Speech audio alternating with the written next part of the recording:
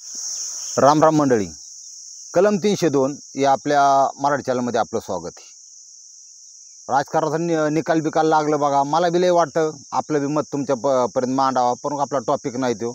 तुम्ही परवानगी दिली तर ह्या राजकारणाच्या एक भाग होऊनच जाऊन त्यात काय कधी कधी पार इथे येतं, पण आता बोलायची सोय नाही असा विषय. बरोबर. आपल्याला काय करायचे, आता आपण महत्त्वाच्या विषयावर आपल्या स्टोरीला हात घालू. मुंबईतला नागपाडा आहे ना, ह्या परिसरामध्ये ह्या एरियामध्ये घडलेली घटना आहे. आणि नुसतं समाज प्रबोधन नाही किंवा नुसतं ह्याच्यापासून शिकायचं नाही, तर फिट मनाची गाठ बांधून घ्यायची. कुणी घ्यायची? पोरींनी घ्यायची, हिंदू धर्माच्या मुलींनी घ्यायची, किंवा कुठलाही धर्म असू द्या. आपला धर्म सोडून दुसऱ्या धर्माच्या मुलाच्या प्रेमात पडायचं नाही. बायांना बी सांगतो आणि पोरींना बी सांगतो. नाही तर काय अवस्था होती आजच्या स्टोरीतून बघा. सांगणं आपलं काम आहे, घ्या नका घेऊ, तुमचं काम आहे.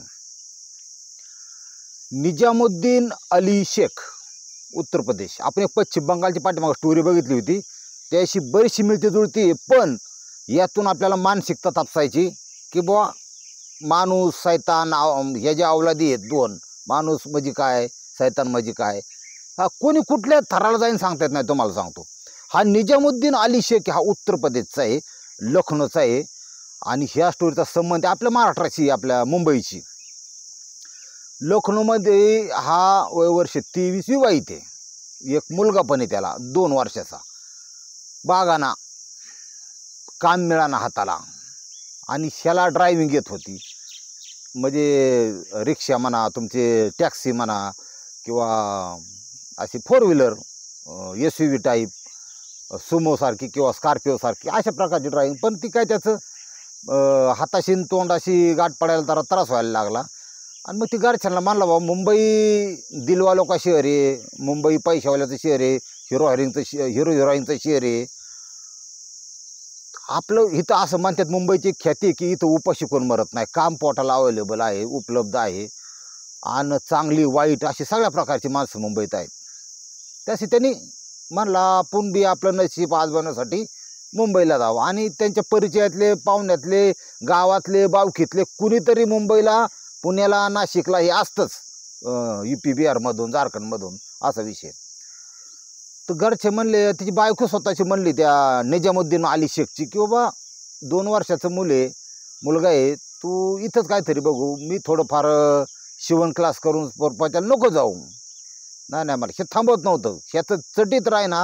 ह्याला वाटलं तिथं गेल्यावर बागून श्रीमंत होईन किंवा मोठा होईन मी, आणि पैशाची हाव इतकी वाईट असते. बरेच माणूस जन्मल्यापासून मरेपर्यंत, आता साधारण तरुण वयापासून ह्या पैशाच्या मागं इतका स्पीडनी पळतो, पण त्याची स्वप्न तो बऱ्याच आयुष्य लोकांची पुरी होत नाहीत. पैसा पुढं पळतो आणि मग आयुष्य कधी निघून जातं कळत नाही. ज्यावेळी एखादी दुर्धर व्याधी होती, ज्या दिवशी एखादे समजतं की तुमचं लाईफ संपतं आहे, तुम्हाला सांगतो ज्याच्यावरती पाळी आली ना त्यालाच त्याच्या वेदना माहीत. बरं दुःख शीतल असतं आपल्याला कळायचं नाही. हा निजामुद्दीन अली शेख हा तिथून मुंबईत आला. आता रेल्वे नाही का भरभरून येतात, ती राज ठाकरे म्हणतात त्याप्रमाणे, जाताना कमी जातात पण येताना खचखटून येतात.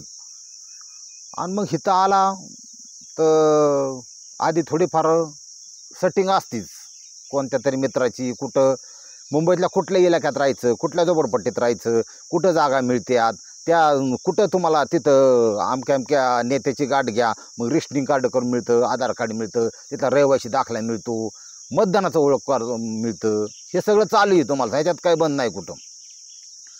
आला त्या नागपाड्यामध्ये, त्याला एक पत्र, काय 3 पत्र, एक खुली असते, त्याला 3 बाजूनी पत्र गेलं ना, जोडलं ना, 4-5 पानं झाली. ते पण काही विकत आणायचे, नवीन मंगारवाल्याकडून घ्यायचे, तिथं स्क्रॅपवाल्याकडून झाली छत. त्याला काय तर. आणि मग एक बेड बसलं तरी वाद झालं. आणि स्टोवर शिजून खायला काय लागते भात, असा विषय असतो.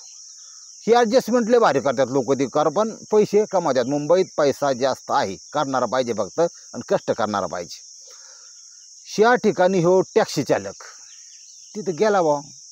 ते काही मालकांचं कसं आहे, 4-4, 5-5 टॅक्सी असतात.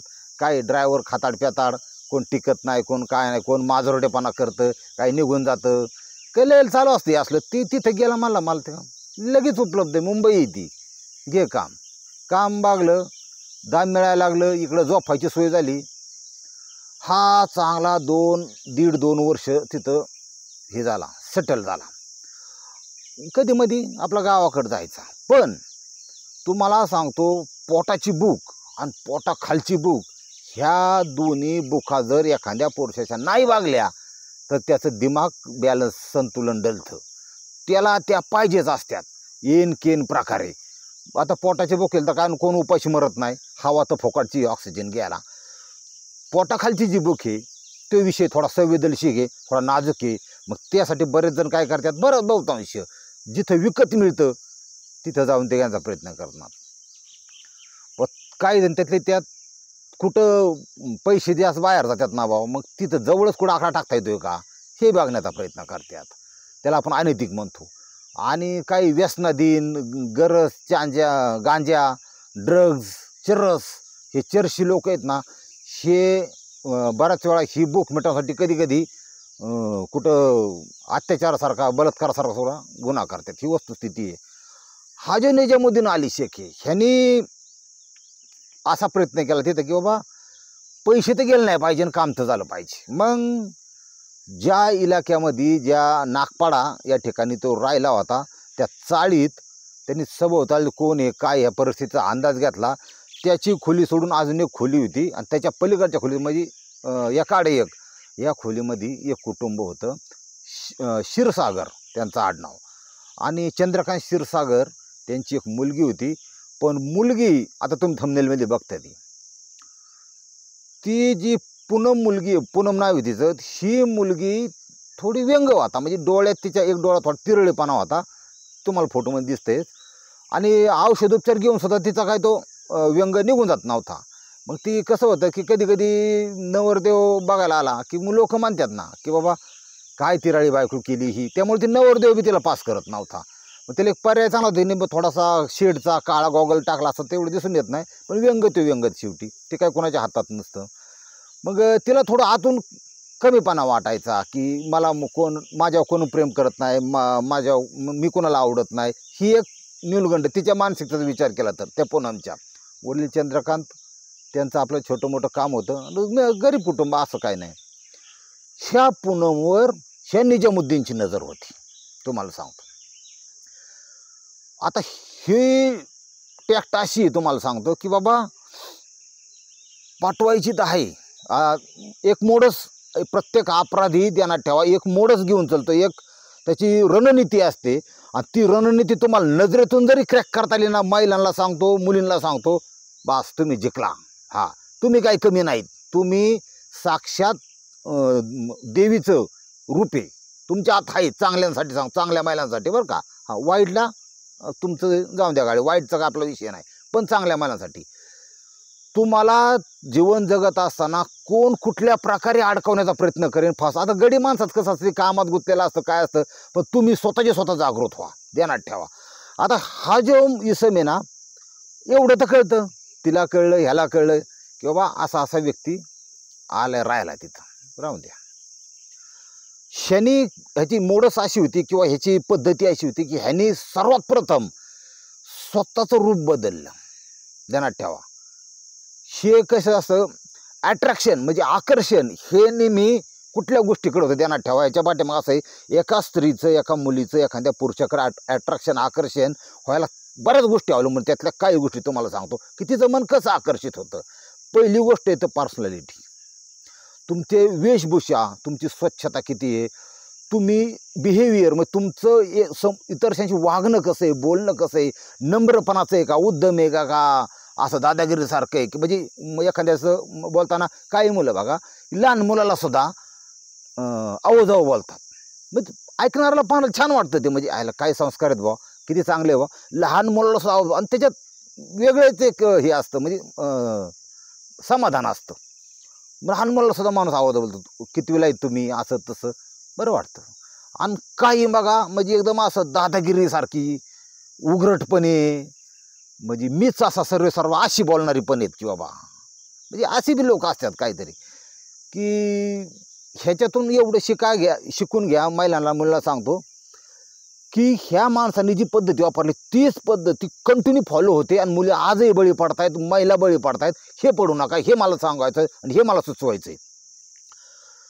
त्यांनी खर्च, कपड्यावर खर्च, ह्याच्यावर खर्च, सेंटवर खर्च, रोजच्या रोज दाढी करणे, सगळं आणि चालताना सुद्धा खाली बघून चलणे, वर बघून चलणे, म्हणजे खाली बघूनच चलणे. अगदी जसं काय हा लय सोजवळ रूपाचा, हा लय खऱ्याने काढलेला याला, अशा प्रकारचा ह्यो निजामुद्दीन अली शेख असा वागायचा.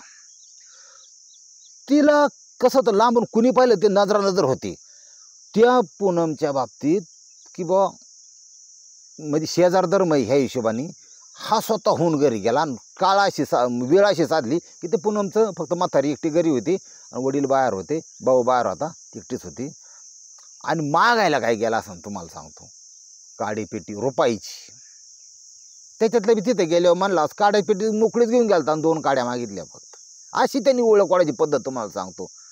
ती बी त्या दारापासून 4 फूट 5 फूट अंतरा उभा राहिली. ज्यावेळेस पूनमने पाहिलं की शेजारी आपला आलाय, तिने दार उघडलं. तिने दार उघडलं की हा 2 पावलं अजून मागं सरला. जस काय ह्यो लय खऱ्याने काढलेला आहे. ध्यानात ठेवा, ह्या ज्या बारीक बारीक गोष्टींचे जे परिणाम आहेत ह्या पुढच्या महिलेच्या, स्त्रीच्या, मुलीच्या डोक्यावर होत असतात, हे ध्यानात घ्या. तो आपण नुसतं सरळ म्हणतो आमका दमकाची पोरगी त्याचं लफडं जमलं गेली, पण ह्या सहज असं एका दिवसात एका क्षणात होणाऱ्या गोष्टी नाहीत. हे तुम्हाला मला सांगून द्यायचंय आणि समजून द्यायचंय की इथं ह्या मुलीच्या मनात ते एक चांगली व्यक्ती अशी प्रतिमा त्यांनी दाखवली. त्याच्यानंतर तुम्हाला माझाच वाढदिवस आहे बा, आणि थोडी बोलाचाली वाढल्यानंतर कंदी पेढे चांगले, मग ती काय 100 रुपये पावशेर का असणार, 400 रुपये किलोचे पावशेर पेढे तिला दिले. काही नाही, माझा आज बड्डे होता, तुम्हाला द्या म्हणलं. हे बोलताना तो ताई या शब्दाचा वापर कधी करत नव्हता. ज्याचं मन चांगलं आहे तो सरळ सरळच बोला ना, ताई, माई, आका काहीतरी म्हणन. ही अवलाद तरी विचित्र होती. ही झाली साखर पेरणी. स्टेज 2 दुसरा प्रकार चालू होता. बोलायला, फोन नंबर, असं करता करता ह्या पूनमचं ती थोडी तिरळी होती, डोक्यात एक डोळाही, पण तिचं वय थोडंसं 23, 23, 25 अशी शेवट गेलं. आणि हात आरोपी त्याच्यापेक्षा 1 वर्षाने कोणा पण लहान होता. ती बोलणं चालली त्याच्यात. आणि मग ह्याला माहीत असतं, मग हे आवाज बोलतात, म्हणला तुमच्या आवाजात एक कशिश आहे, म्हणला तुमच्या आवाजात एक तार आहे, तुम्ही कधी असं रिहर्सल वगैरे केली ते का हो? आता त्या एखाद्याचा गळा असतो थोडा नाजूक किंवा बोलणं नाजूक असतं. आणि परमेश्वराचं कसं आहे तुम्हाला सांगतो, एखाद्या स्त्रीला लय सौंदर्य दिलं तर डोकं देत नाही. तुम्हाला खरी वस्तू सांगतो, ते करू हे पटूनच नाही पटू, डोक्यात थोडी कमीच लय दिखणी स्त्री. एखाद्याला लय ही देणार, चांगलं चेहरा बेसूर देणार, थोडंसं म्हणजे नाकडाकडं सगळं, पण असं व्यवस्थित ते अशी वळून पाहावं असं त्या स्त्रीकडं काय नसतं, म्हणजे जेमतेम भाव अशी. मग हिला बुद्धी लय देतो. एखादी जर स्त्री जर काळी कुठं किंवा दिसायला चांगली व्यवस्थित नसेल किंवा कशी बी ओबडधोबड असेल तर तिला कधी कधी गळा इतका असं येतो की अशी किनार असते गळ्याला, वा, म्हणजे ही दैवी देणगी आहेत काही. ही बिचारी तिरळी जरी असली पूनम तरी तिला गळा फार छान होता. मग ह्याने नेमकी ती नस पकडली आणि तिला सांगितलं की तुमचा आवाज अक्षरशः कोकिळीसारखा आहे. असं तसं स्तुती हा प्रकार असा आहे की बरीच पागाळतात, तुम्हाला सांगतो 99% पागाळतात, खरं आहे बरं का ती. हा स्तुती ही थोडं लागली हवेत उचलायला. ही सेकंड स्टेज होती. आणि तिसऱ्या स्टेजमध्ये मी तुमच्याशिवाय जगू शकत नाही, मला तुमची आठवण येते. मग आज तुम्ही बोलला नाही, फोन नाही केला मला, ही सुद्धा नावजावं बोलायचं नाही का, असं जसं काय लय संस्कृत म्हणजे सुसंस्कृत जणांनी काढला त्याचा अशा प्रकारचा तो. हा आरोपीने इतकं प्लॅनिंगनी तुम्हाला सांगतो ती पोरगी पटवली. आता विषय असतो शेवटची स्टेज, ते म्हणजे फिजिकल रिलेशन, शारीरिक संबंध. हा विषय एक असा आहे की स्त्रीची लाज एखाद्या पुरुषाने पाहिली तर स्त्री एकदम ती मिसळून जाते. ध्यानात ठेवा, जोपर्यंत ती लाज पाहत नाही तोपर्यंत ते एक दुरावा, ते एक वेगळेपण हे अबाधित असतं. कारण तिचं शील अबाधित असतं, ही बी वासवासलेलं असतं, ते कुत्र्याची काही लागळती तसं असतं. पण ती एकदा त्यांचा सन्मान चालू झाला ना की त्यांच्यातून बरेचसे म्हणजे दुरावे निघून जातात. ह्या मानवी जीवनातल्या संबंधाच्या आतल्या गोष्टी तुम्हाला सांगतो. आणि ह्याचं आकलन, ह्याची म्हणजे जाणीव ही प्रत्येक स्त्रीला मुलीला असली पाहिजे, तर तुम्ही फसणार नाहीत. ह्या असल्या म्हणजे काय जे बाडकाव लोक आहेत का समाजातले काही नीच लोक आहेत ह्यांच्या जाळ्यात तुम्ही अडकणार नाही, ह्याची मला खात्री. आता ह्यानी हे चालू केलं. विषय राहिला शारीरिक संबंधात. तिथं तर करणं शक्य नव्हतं कारण तिचे आईवडील शेजारीच होते. मग तिथून कल्याणपाशी एक ही मानखुर्द. त्या मानखुर्दमध्ये एका मित्राची रूम होती. त्या रूमवर गेला. मित्र तुम्हाला माहिती आहे, त्यांना म्हणलं ना पार्टी देतो पिण्याची बिण्याची, तुम्ही फक्त एवढे 2-3 तास ही थांबू नका इथं, मला रूम पाहिजे. मग ते मित्र म्हणतात असं कर ना, पिक्चर तिकीट काढून दे. मित्र कॉपरेट करतात, त्यांना दिलं काढून. 2-3 होती, ती बी तिकडची UPची. तिथं गेला, त्या पोरीचं तुम्हाला सांगतो त्यांनी पार वाटोळं करून टाकलं. काय आता ह्या पोरगी एवढी बावळाठी पूनम क्षीरसागर, हिला कळायला पाहिजे की आपला देह एखाद्याला देताना हे काय वडिलांना माहीत नाही. ठीक आहे, तिची इच्छा आहे नाही असं नाही, पण त्याला कुठलं बंधन नाही. हा बाळखाऊ कोण आहे ह्याची परिपूर्ण माहिती नाही. यांनी त्याचं लग्न झालेलं, हे सगळे लपवतात गोष्टी ह्या. बरेच जण आपला धर्म लपवतो, बरेच जण आपलं जे काय आहे, आणि फक्त शाजूक परत स्वामी विवेकानंद बनून बाहेर निघतात हे बडवे. ह्या बडव्यांना ओळखायला मुलींनी सर्वात स्त्रियांनी शिकलं पाहिजे तुम्हाला सांगतो. हां, आणि मग तिथं वाटोळं केलं. तिथं ते संबंधाला सुरुवात झाली. हा संबंध जवळजवळ 1.5 वर्ष चालले होते इतके. मग आता ह्याचं कसं होतं, सगळीकडं डोडा होती, सगळ्या समाजात होतं, शेजारी पाजारी होतं. जसं त्या आईवडिलांना कळतं, तर चंद्रकांत तिचे वडील ना, चंद्रकांत क्षीरसागर हे थोडे शांत स्वभावाचे. ते फक्त मनातली मनात कुडायचे. ते पुरीचं अक्षरशः पाय धरून रडलेलं माणूस. हे सगळं स्टेटमेंटला आहे तुम्हाला सांगतो. ही समाजाची अशी अवस्था आहे की त्या बापांनी पुरीचं पाय धरलं की असं नको करू. पण नाही, नाद 5 इंचाचा अवघड आहे. हां, त्या दारोड्यांच्या एक बरं आहे, ती वड 5ची म्हणतात ना, तसं हिला म्हणावं लागेल, ही नाद 5 इंचाचा अवघड आहे. हे तुम्हाला सांगतो, ह्या काय काय पोरींनी, आणि मोबाईल तर आहेच बघायला, काय सांगायचे. रोज वेगवेगळे बघायचं काहीतरी, त्यातून प्रॅक्टिकली करण्यासाठी असा कार्यक्रम करायचा. आता विषय असा झाला, हे संबंध 1-1.5 वर्षानंतर थोडंसं नीतिमत्ता, नियम, समाज ह्या गोष्टीला मग माणूस बाजूला सारतो. आणि ते एक प्रकारचं सुख आहे, शारीरिक सुख आहे. शरीर सुख किंवा संबंध ही एक शारीरिक प्रक्रिया आहे. पण आपण माणूस आहे, कमीत कमी नैतिकता पाळली पाहिजे. ही जर नाही पाळली तर काहीतरी होतं. आणि कसं होतं ते बघू. 1.5 वर्षानंतर ही कुणाचं ऐकाना काय व्हायना. तिला एक आश्वासन दिलं तर ह्या निजामुद्दीन अली शेखनी, ते असं दिलं की मी तुझ्याशी लग्न करणार आणि आपण एकत्र नांदू, तोपर्यंत आपण फिजिकल रिलेशन ठेवू. लग्नाचं आम्हीच दिलं, पोरगी पटलं. आणि तिला बी वाटलं होतं का माझ्या डोळ्यामुळेच्या व्यंगामुळं जास्त ही होत नाही, ती होत नाही, बरं आहे, चांगला आहे नवरते. ती थोडी बळी पडली. आणि बळी पडल्यामुळं त्या बाळखावच्या गळाला लागली. बाळखावच्या गळाला लागल्यावर बाळखावनी 1.5 वर्ष भोगली. 1.5 वर्ष भोगल्यानंतर शिनी हे 1.5 वर्ष संबंध चालले. आता तुम्हाला माहिती आहे, अनैतिक संबंध आहे, काहीतरी होणारच आहे आणि एक जण जाणारच आहे. ते जातच. आणि सुरुवात कशी होती कोणालाच कळत नाही, कारण तुम्ही माणसं आहे, तुम्ही काय देव नाही. हां, तुम्ही माणसं आहे, तुम्हाला कवा कोरोनाचे इंजेक्शन देऊन टुसून काढली तुम्हाला बी नाही कळत. हवा ते एक जाग टाकली जाते समाजावर की बाबा हा हे असं आहे, असं आहे, असं भीती हानान काढा बाजूला लगेच. हे लय अवघड आहे. आता त्याचे दुष्परिणाम दिसायला लागलेत. सिरमने सुद्धा त्या सिरम इन्स्टिट्यूटने सुद्धा एक जाहीरनामा प्रसिद्ध केला की आम्ही ह्याचे संबंध नाही, किंवा आम्ही वर्ण आदेश बिदेश लय लागलं पण हे तुम्हाला लय आतलं कळायचं नाही, तुम्हाला सांगा नंतर. आता विषय असा झाला की ह्या पुरीला 1.5 वर्ष झाल्यावर ह्या पुरीने थोडी उचल खाल्ली मनात. हिच्या पूनमनी तिनेला धरला गायटे ह्याच्या मागं लागण्याचा. लग्न कर लग्न कर लग्न कर लग्न कर. आणि तसं बी तुम्हाला सांगतो 99% शारीरिक संबंधामध्ये नवीन लय भारी वाटतं. हां, नवीन तर त्याला वाटतं आयला काय बा.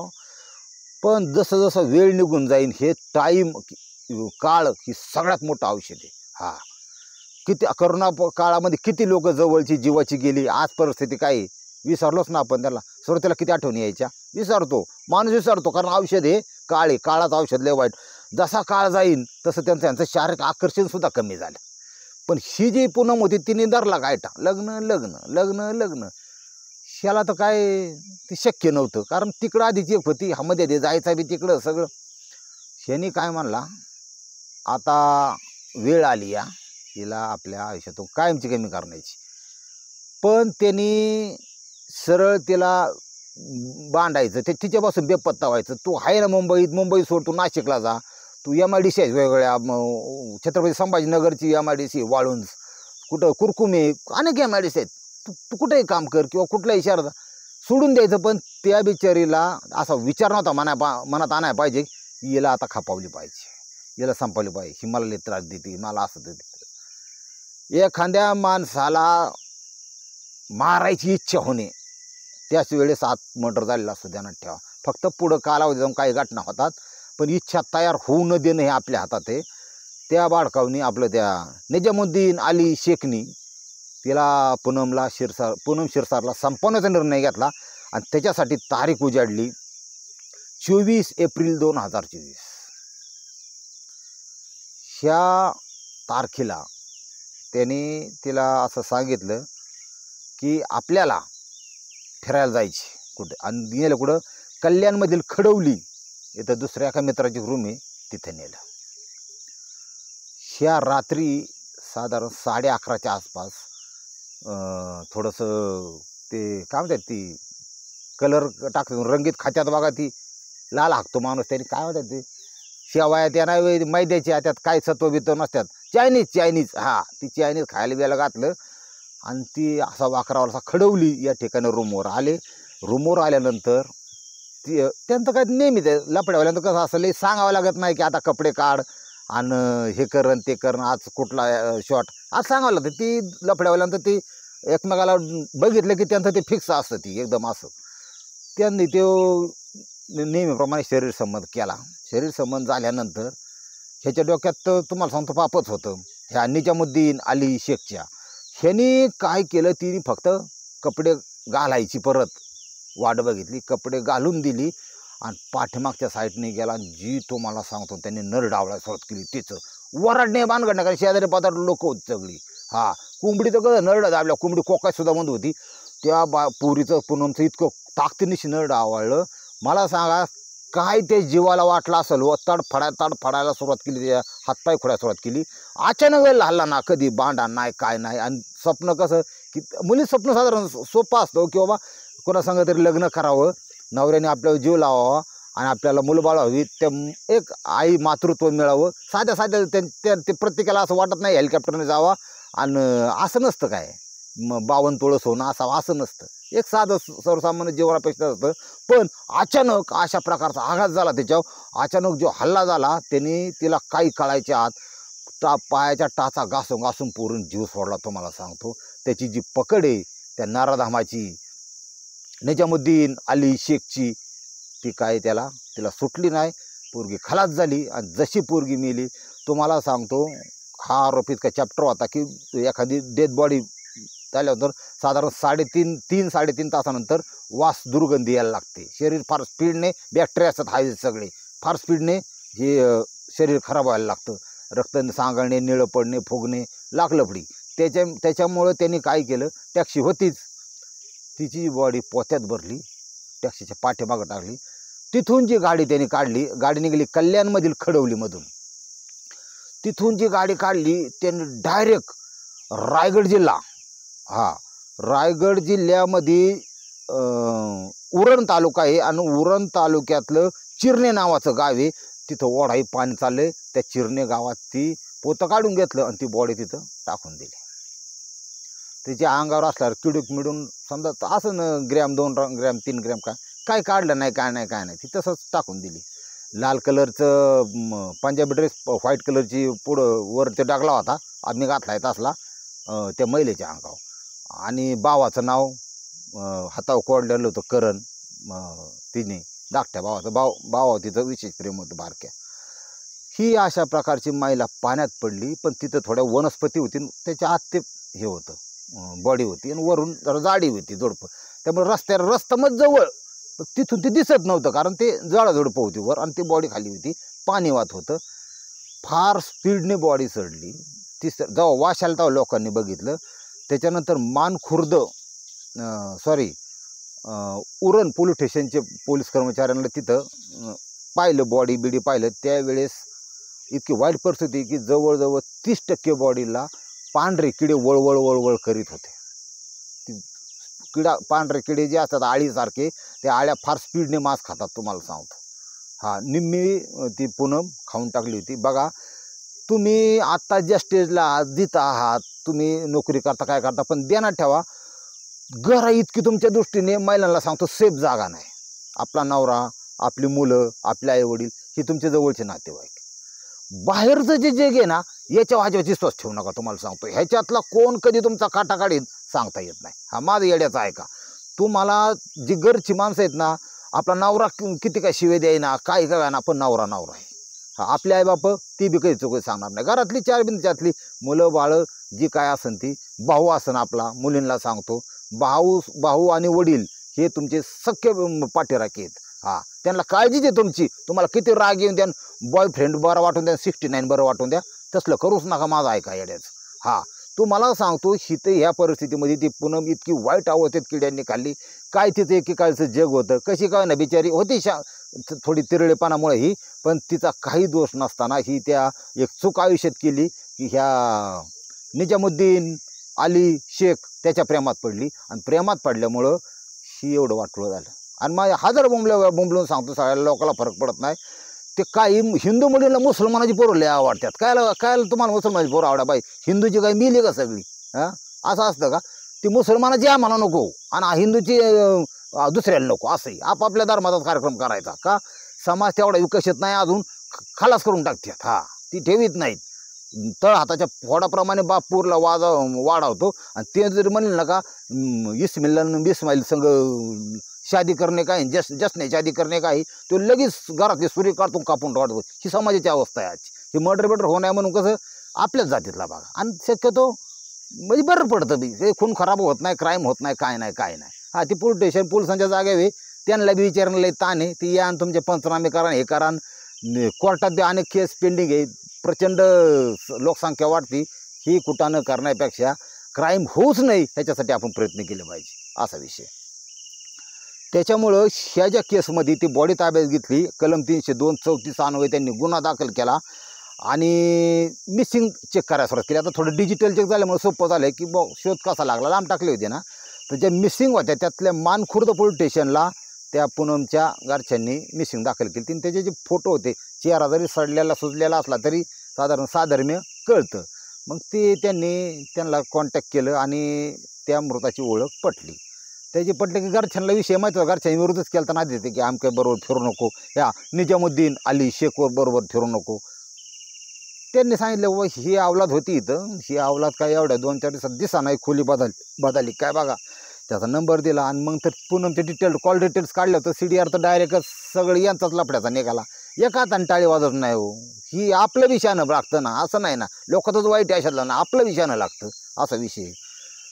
पूनम चंद्रकांत क्षीरसागर ही ही बॉडी अशी ओळख पटली.